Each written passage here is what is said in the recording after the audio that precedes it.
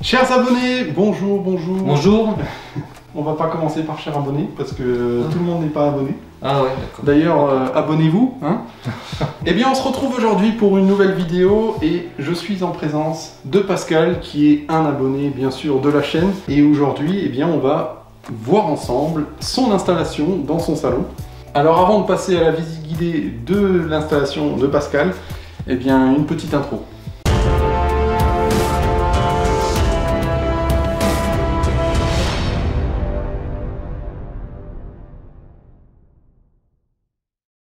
Je viens de te sauver la vie. Mais j'avais sauvé la tienne avant.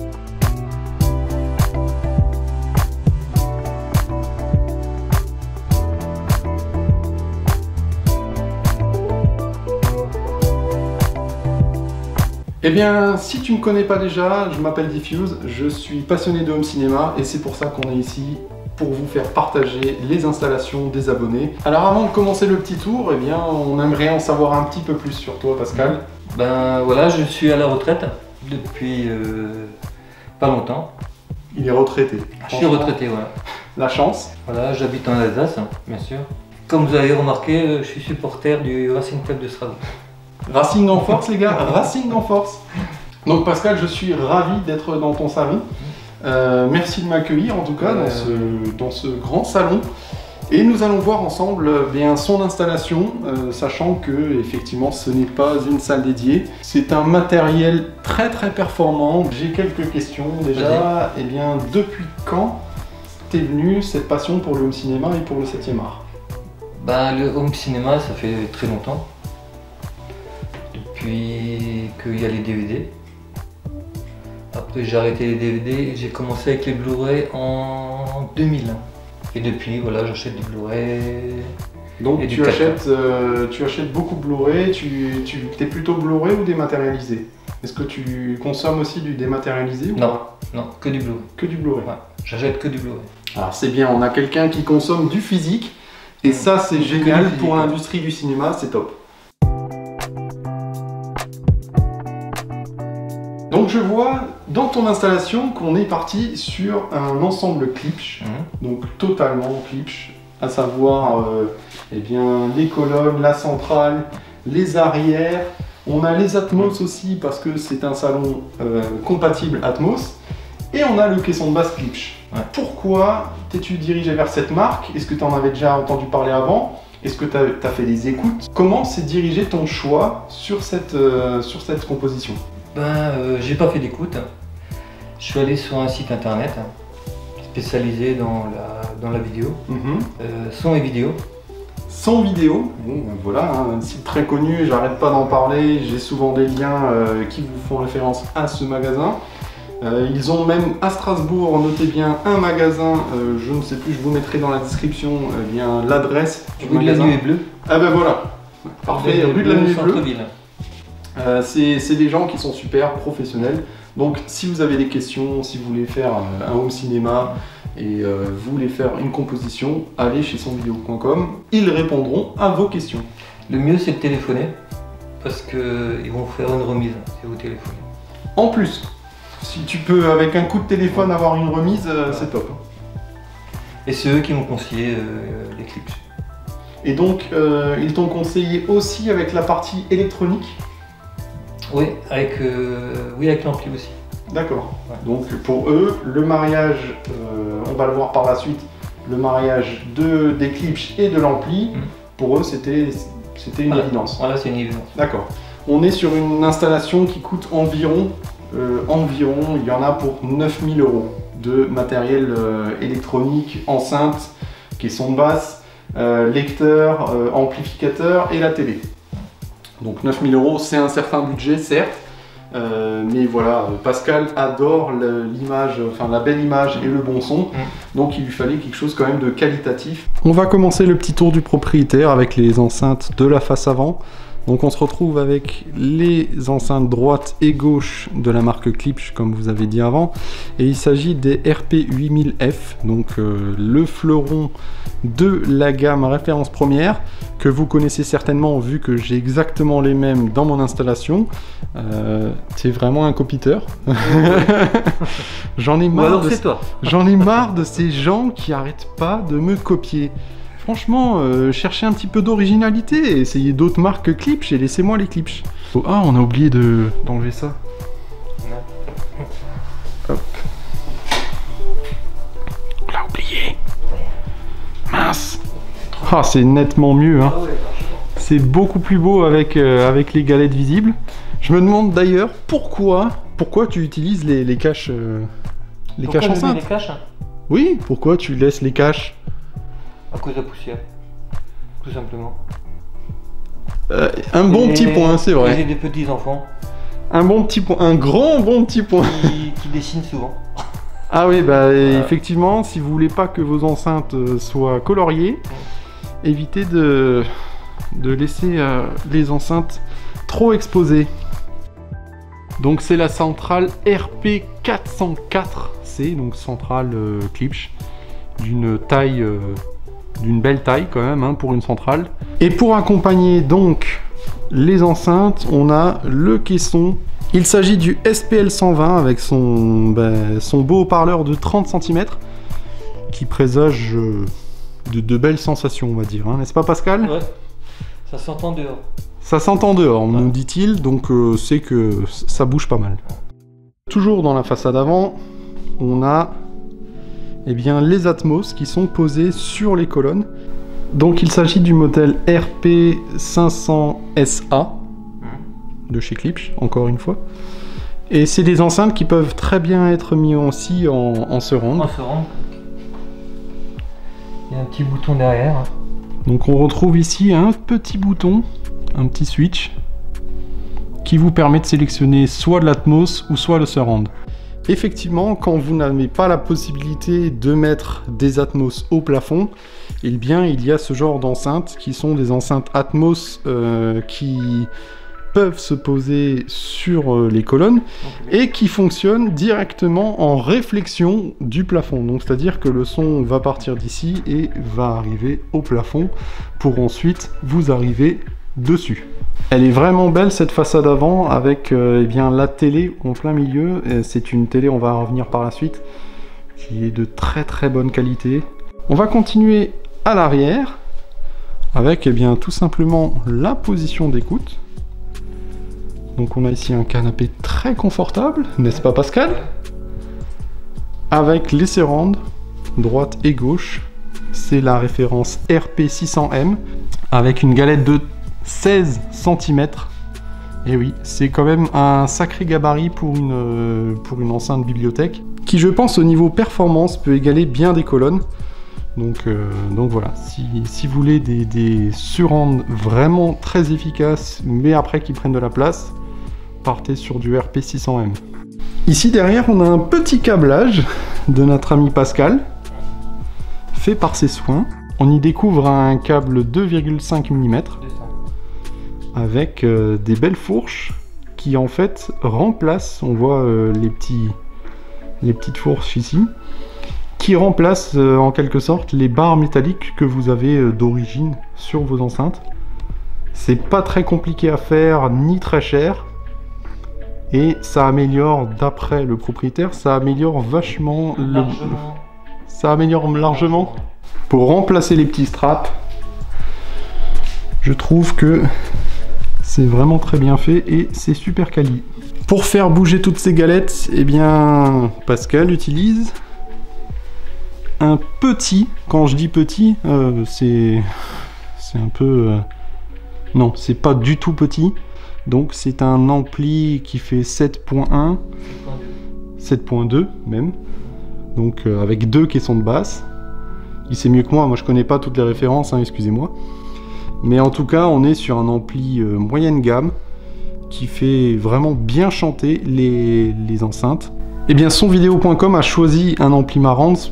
En fait, sa sonorité va adoucir le côté agressif des Klipsch.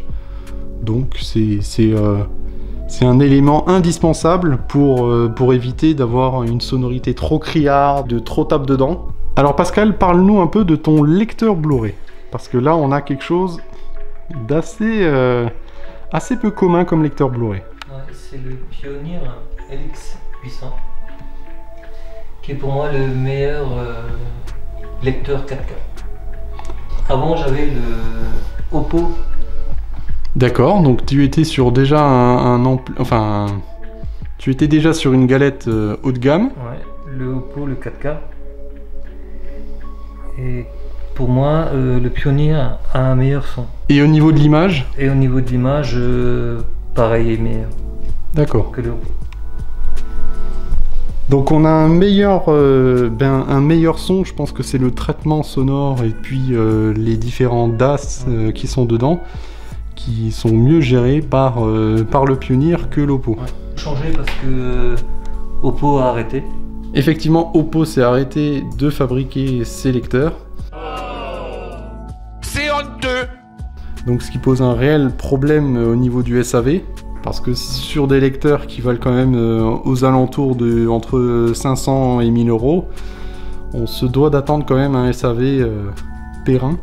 Et là, vu que Oppo a décidé d'arrêter, eh bien forcément, Pascal s'est tourné vers Pioneer. Aujourd'hui, ce lecteur est l'une des meilleures références de lecteur 4K sur le marché, avec Panasonic, qui fait aussi des très bons produits. Mais on va dire que Pioneer et Panasonic se bataillent au niveau du haut de gamme. Bon, c'est pas le même prix. Ouais, Panasonic, ils ont aussi du haut de gamme à plus de 800 euros. Hein. 2400. Il vaut 2400 euros? Ah, ça je savais pas. Donc effectivement, on est sur aussi le lecteur le plus cher du marché. 2400 euros pour ce lecteur Pioneer.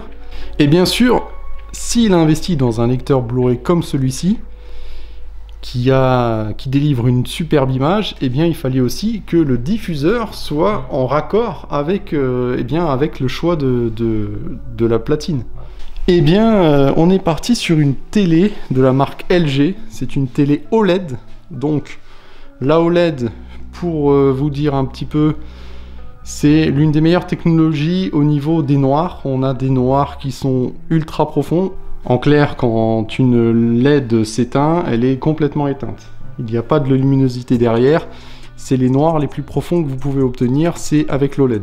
On est sur le modèle C9. Donc cette télé LG, eh bien, elle fait 65 pouces de diagonale, ce qui est quand même assez grand. Aussi pour le recul par rapport à la télé. Hein. On voit ici le recul. Il y a, je dirais, 3 mètres de recul par rapport au canapé.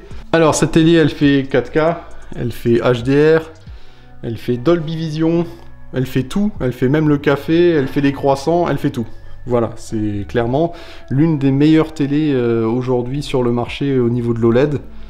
Et c'est pour ça que c'est un tarif un peu rédhibitoire pour certains, forcément. Et voilà, il a fait le choix d'une télé parce que effectivement vous êtes dans un salon non traité au niveau de la luminosité, donc vous avez la lumière du jour qui rentre dans la pièce de vie. Et quand on a un vidéoprojecteur, une toile de vidéoprojection, si c'est en plein jour, en pleine journée, c'est un peu difficile. Vous n'aurez jamais le même rendu au niveau des noirs, au niveau du contraste, avec une télé OLED comparé à un vidéoprojecteur. Il n'y a pas photo, la télé est bien plus perfectionnée. Par contre, en salle dédiée, l'immersion, moi je préfère sur un vidéoprojecteur. Bon, et bien après avoir passé un petit peu de temps à faire le tour des enceintes, et on s'est permis de passer une petite séance de cinéma avec le film que vous voyez derrière vous, c'est Aquaman. Aquaman en Dolby Vision, en Dolby Atmos bien entendu, et avec le format IMAX. Donc vraiment on est au top avec le HDR, Dolby Vision, bref, c'est un super Blu-ray 4K avec une image bien pétante comme il le faut. Donc si vous n'avez pas vu le film, je vous le conseille, il est vraiment super. Enfin moi personnellement je l'ai bien aimé et au niveau de l'image et du son vous serez conquis. Surtout au niveau des basses fréquences, là on est sur quelque chose qui descend très très bas au niveau des basses fréquences et le caisson qui est derrière, il s'est bien amusé. Donc bien maintenant on va tout simplement débriefer sur cette installation de cinéma, je vais vous dire ce que j'en pense. Attention à ce que tu vas dire. Oui bien sûr, j'aime bien être franc, hein. Je vais tout dire, vraiment, sans censure, sans rien. On va voir ce que ça donne, peut-être que si vous ne me retrouvez pas, c'est que je suis à tel et tel endroit, je vous mettrai ça dans la description. Il faut appeler le 18, d'accord? Premièrement, il faut comparer ce qui est comparable. Moi, je viens d'une salle de cinéma dédiée, donc entièrement traitée au niveau de la lumière, de l'entrée de lumière. Tout est noir, le plafond est noir, les murs sont noirs, donc forcément, il n'y a pas de pollution lumineuse. Ici, on est dans une pièce de vie, donc forcément, il y a de la pollution lumineuse, vous le voyez bien entendu autour de vous, mais il faut faire avec. Donc c'est pour ça que Pascal a choisi une télé plutôt qu'un vidéoprojecteur. Et eh bien c'est plutôt un bon choix de cette télé parce qu'elle est vraiment magnifique, l'image est splendide, peu importe à quelle heure de la journée vous regardez un film. Là on a regardé un film, on n'a pas baissé les volets ni quoi que ce soit. Et en fait, eh bien, cette télé est tout simplement hallucinante. Après, ça pique un peu au niveau du tarif, mais bon, on n'a rien sans rien. Le HDR, le Dolby Vision, là on a des séquences IMAX qui sont absolument incroyables, sans bande noire ni quoi que ce soit, l'immersion est au top. Les couleurs sont vives, on en prend plein les yeux, on voit vraiment sur l'image les pics de luminosité. Donc ça, une télé peut le faire ressentir beaucoup plus qu'un vidéoprojecteur qui n'a pas assez de puissance lumineuse pour nous faire ressortir tous ces pics de HDR. Sur l'image, voilà, c'est super bien. Sur la partie son, moi j'aurais quelques petits points. C'est qu'on a quelque chose, malgré des enceintes où je connais la sonorité des enceintes, c'est pour ça que je peux aussi en parler, parce que je connais ces enceintes, malgré l'amplification Marantz, on a un rendu qui est on a un rendu trop clair, à mon sens. Pourquoi? Je pense que c'est surtout à cause de la taille de la pièce, c'est tout ce qu'il y a à cause de l'environnement. À savoir le sol en carrelage, ça aide pas du tout pour les pièces de vie. Je préfère largement un sol soit en moquette ou soit en parquet qui donne un son un peu plus chaleureux en fait. Et le carrelage, eh bien en fait, c'est comme si vous avez une balle de tennis de table, vous la jetez par terre et ça rebondit, ça fait un bruit strident. Et bien là en fait, le son c'est exactement la même chose, il va rebondir sur le sol, il va rebondir sur les murs.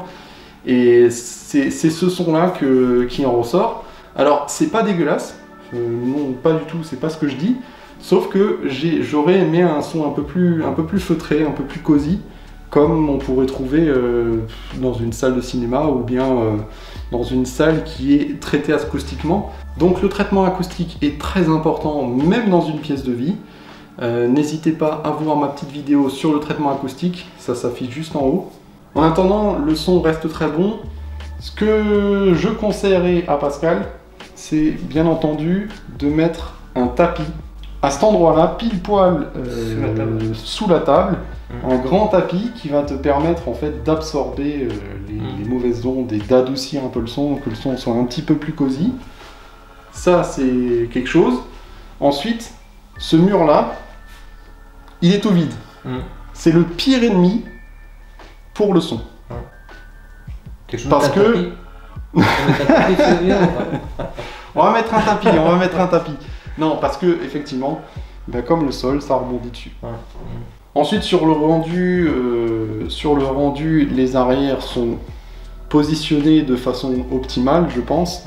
Il les a orientés par rapport à la position d'écoute, donc ça c'est pas mal aussi, pour éviter forcément aussi que ça soit en plein milieu du chemin. Au niveau du câblage, eh bien, on voit absolument rien, il a mis des goulottes, c'est propre, c'est net, c'est... Voilà, il y a très peu de choses à dire au niveau du câblage. peut-être un petit peu des câbles qui traînent par ici. Bon, mais là, c'est voilà, c'est des meubles. Ce sera peut-être le prochain achat. Un meuble télé. Au niveau de l'enceinte centrale, ce que je peux aussi reprocher, c'est qu'elle soit un petit peu trop basse. Comme moi, dans ma salle de cinéma, j'ai une enceinte centrale qui est assez basse parce que j'ai des incapacités techniques à la mettre plus haute, vu que j'ai l'écran juste au-dessus. Et là, c'est en quelque sorte, c'est pareil. Là, on a l'enceinte centrale qui balance du son et qui vient tout de suite taper sur la table. C'est pas en fait à hauteur d'oreille et c'est trop vers le bas, et en fait on est à hauteur de niveau de genou quand on est assis sur le canapé, ce qui est un peu dommage. Et je crois que tu as un peu modifié les paramètres de ton ampli pour que ça envoie le son au niveau de l'inclinaison, c'est ça, Donc sur certains amplis vous pouvez activer un paramètre qui permet justement de changer l'angle d'inclinaison du son. Et en fait, le son, au lieu de partir tout droit, il va un petit peu dévier, partir en l'air. Et l'augmenter aussi un peu. Et l'augmenter, forcément. Donc c'est une astuce que vous pouvez faire si votre enceinte centrale n'est pas au niveau de votre tête ou de vos oreilles. Je voulais aussi parler du rendu de l'Atmos. Alors, dans ma salle dédiée, j'ai des Atmos qui sont directement intégrés au plafond. Le rendu est totalement différent. On va pas se mentir, je vous arrête pas de vous le répéter. Le meilleur rendu Atmos, c'est les enceintes au plafond, que ce soit encastrées ou alors bien des enceintes comme celle-ci, les RP500SA. Eh bien, il faut les fixer au plafond pour avoir le meilleur rendu. Mais, et je dis bien mais, le fait de les avoir sur les colonnes, eh bien, en quelque sorte, ça balance quand même de l'effet, on va pas dire Atmos, mais ça balance quand même un effet bulle, ça augmente le côté effet bulle et immersion au niveau sonore. De là à dire que le son va rebondir totalement sur le plafond et redescendre sur le canapé, c'est assez compliqué à faire, et c'est assez compliqué aussi à étudier. Pourquoi? Parce que il faudrait clairement faire des essais en te posant sur le canapé et en décalant le canapé au fur et à mesure de 1 mètre à chaque fois, pour voir où est-ce que vraiment le son qui est envoyé sur le plafond réflexionne et à quel endroit. Mais là, je veux dire, on n'a pas envie non plus de se retrouver à la place de la table basse. Non, c'est clair. On a envie de se retrouver un petit peu plus loin et envie de décider où est-ce qu'on va poser ses fesses. Comme je le dis souvent, on fait avec ce qu'on a. Après, niveau caisson de basse, clairement, c'est un monstre ce caisson de basse. Il balance des basses absolument abyssales. Le problème, je le répète encore, c'est le carrelage, le sol. Et puis, mais pour la pièce, on est largement, un caisson comme ça, pour cette pièce-là, est largement suffisant. On est sur un SPL 120, donc une galette de 30 cm. On est sur à peu près 30 mètres carrés, voire 40 mètres carrés de surface de vie. Ça suffit largement hein, pour pousser un peu le volume. En plus, tu l'as dit, on l'entend dehors. Donc voilà. Moi, je te conseille de mettre un tapis. Tu peux faire l'essai. Prends le tapis de je sais pas qui là. Tu te dis, hop, vas-y, je vais mettre un tapis là. Non, je vais essayer. Essaye. Et tu me diras. Je vous dirai dans les commentaires si, eh bien, s'il en est content de son tapis et si ça lui change quelque chose. Moi, je connais déjà la réponse parce que j'en suis sûr que ça va mieux rendre avec le tapis. À part ça, c'est du très bon matos. Hein. Une Klipsch, on va pas refaire le monde. Hein. Klipsch, c'est très bon. C'est bien managé, on va dire, au niveau du placement. Voilà, c'est une très belle installation avec un écran de très bonne qualité, un lecteur Blu-ray, je vous raconte même pas. En fait, à la fin de la vidéo, je vais le prendre et forcément, il va manquer dans toute ton installation. Là, hein, il va manquer. Je vais le prendre, son lecteur Blu-ray, je vous le dis. Hein, je le ramène à la maison, je le teste. Enfin, voilà. Et d'ailleurs. On pourrait se faire ça, un de ces quatre. Hein. Oui, je peux une fois le ramener chez toi. On pourrait se faire ça. Oui, bien sûr. En fait, le problème, c'est que j'ai pas de vidéoprojecteur 4K. Mais le jour où j'en ai un, on fera un petit essai chez moi de la galette. Ouais, pas de souci. Et bien voilà ce que j'en ai pensé de cette installation. Si vous aussi vous avez des remarques concernant l'installation de Pascal, n'hésitez pas à en faire part dans les commentaires. Bien sûr, il ne le prendra pas trop mal. Hein. Non. Je ferai le modérateur, tout va bien se passer. Il va se désabonner directement après, ça va être génial. Non, par contre, s'il se désabonne et s'il me fait la guerre, ça va pas le faire les gars. Hein, donc, mollo. On reste respectueux du matériel des autres et on reste dans la bonne entente et la bonne humeur. C'est le principe de cette chaîne. Bon, et bien, on arrive au terme de cette vidéo, mais avant de finir la vidéo, je vais quand même demander quelles sont les futures évolutions que tu prévois pour ton installation. Ben, je pense que je vais m'acheter un nouveau meuble télé. D'accord. Et sans doute un tapis. Et est-ce que tu as prévu, par hasard, de peut-être fixer ta télé au mur? J'ai pas pensé. Je sais pas. Alors moi, c'est un avis comme ça qui me vient. Quand je vois ta télé, je me dis, elle est belle, magnifique, un beau socle, un beau pied. Elle serait d'autant mieux placée si elle était totalement contre le mur. Et en fait, tu pourrais gérer en fait la hauteur de ta télé par rapport à ton angle de vision. Et tu dégagerais en quelque sorte le haut de ton meuble télé, ce qui te permettrait de mettre ton enceinte centrale directement posée sur le meuble télé. Et peut-être plus tard un vidéoprojecteur qui sera ici. D'accord, donc directement fixé au plafond. Et au mur et qui descend. Qui descend. Et pourquoi un vidéoprojecteur? Parce que tu aimerais bien un grand écran. La platine, tu vas pas la changer de sitôt, j'imagine? Non. Bah si, il va la changer, il va me la donner. Non. Bien entendu, si vous avez aimé la vidéo, n'hésitez pas à vous abonner à la chaîne, à laisser un petit commentaire pour nous dire ce que vous en avez pensé de cette pièce, ce que vous en avez pensé du matériel que Pascal utilise, et si vous avez des remarques, des améliorations à lui communiquer, eh bien n'hésitez pas à nous en faire part. En tout cas, moi j'ai passé un très bon moment avec toi. Moi aussi. J'avoue que là on va arrêter la vidéo et puis on va se regarder un petit film. Ça va être top.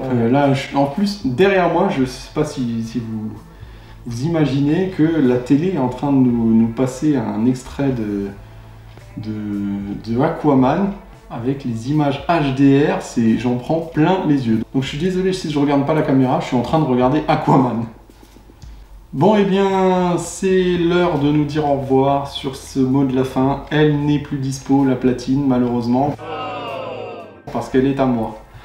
Je vous laisse bien sûr là-dessus. Je te remercie beaucoup de m'avoir invité chez toi. C'est moi qui te remercie. Et puis on se retrouve très bientôt pour une nouvelle vidéo. Allez, on vous laisse. À bientôt. Salut Bissam. Salut Bissam.